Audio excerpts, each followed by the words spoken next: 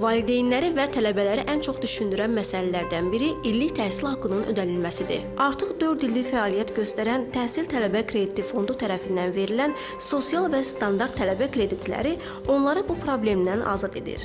Bununla da əhalinin az təminatlı təbəqələrindən olan şəxslərin təhsilə əlçatanlığı təmin edilir. Bəs təhsil tələbə kreditindən kimlər necə faydalana bilər? Təhsil tələbə kreditlərinin iki növ var, sosial və standart.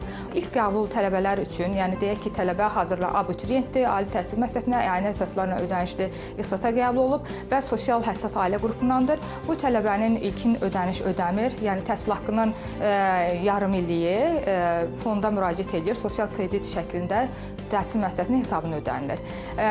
Elektron sistemə müraciət edən tələbənin bu kateqoriyaya uyğunluğu müəyyən edilərsə, ona illik 2% dərəcəsinə olan sosial kredit ayrılır. İstər sosial, istər standart kredit təhsil müddətində tələbəyə faiz hesablanmır.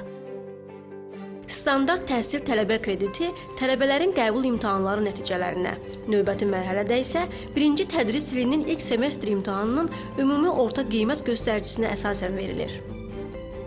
Standart kreditə müraciət etmək üçün iki başlıca şərt önəmlidir. Bunlardan biri təhsil haqqının 20% tələbə tərəfindən ödənilməlidir.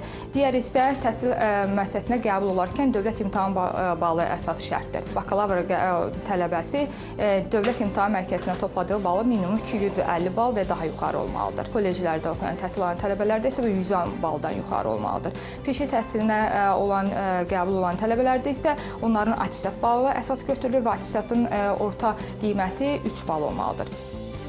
Müsahibimiz Kənan Məmmədov təhsil tələbə kreditindən yararlanan tələbələrdəndir. Bu, sadəcə dərslərinə adaptasiya olmasında vacib rol oynayır.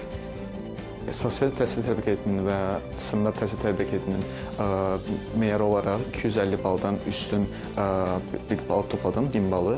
Və həmçinin də SAT və IELTS imtahanlarından yüksək nəticə göstərərək Ağdam Universitetindən başvuru edindim. Ailənin maddi durumuna görə təhsil tələbə kreditindən yararlanma şansı qazandım. Tələbələrin təhsilini başa vurduqdan sonra əmək bazarına daxil olub işləməsi üçün 2 illik güzəşt dövrü verilir. Bu zaman ərzində isə götürülən məbləğə heç bir faiz hesablanmır və geri qaytarılması tələb olunmur.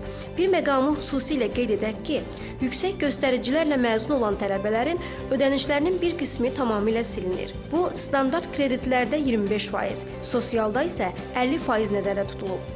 Natəvan Abbaslı, Əli Abbasov, Mirzə Abbasov, Səhər Çağı.